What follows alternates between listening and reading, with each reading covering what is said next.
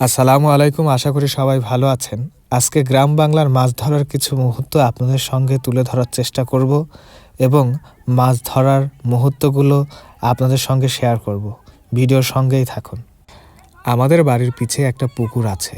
প্রতি বছর বর্ষার পানি জমে আর শীতের শুরুতে পানি কমে গেলে শুরু হয় মাছ ধরার উৎসব। এবারও তার ব্যতিক্রম নয়।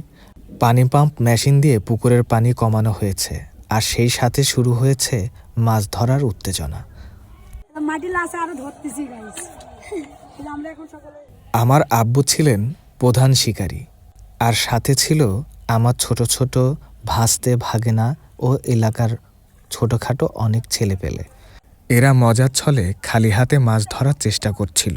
কেউ মাছের পিছে দৌড়ে, কেউ বা কাদায় হুমড়ি খেয়ে পড়ে, আর চারপাশের হাসি ঠাট্টায় এক আনন্দের পরিবেশ তৈরি হয়েছিল।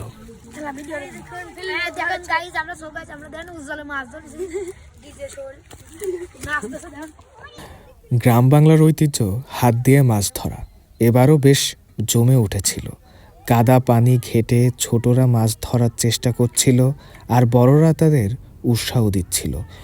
বড় মাছ ধরলে সবাই চিৎকার করে উল্লাস করছিল আর ছোটরা খুশিতে দৌড়াদৌড়ি করছিল। এটি গ্রাম বাংলার সবচেয়ে জনপ্রিয় পদ্ধতি। খালি হাতে মাছ ধরার চেষ্টা করা এবং কৌশলটা হলো হাত ধীরে ধীরে পানির নিচে নিয়ে গিয়ে কাদার ভেতরে থাকা মাছের গতি বুঝে নিয়ে দ্রুত চেপে ধরা। তবে এটি করতে হলে ধৈর্য ও দ্রুততার দরকার হয়।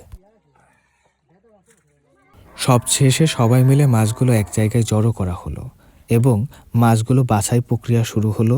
ছোট মাছগুলো আলাদা করা এবং বড় মাছগুলো আলাদা করে রাখা।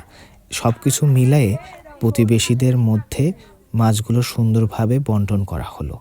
এই দিনটি শুধু মাছ ধরার জন্য নয়, আমাদের পরিবার একসাথে সময় কাটানোর, আনন্দ ভাগ করে নেওয়ার এবং গ্রামের ঐতিহ্য ধরে রাখার জন্য বিশেষ। এভাবেই আমাদের গ্রাম বাংলার সংস্কৃতি টিকে রেখেছে এবং আমরা প্রতি বছর এর স্বাদ উপভোগ করি। সারাদিনের মাছ ধরার উত্তেজনা, হাসি ঠাট্টা আর মজার মুহূর্তগুলো সত্যি দুর্দান্ত ছিল।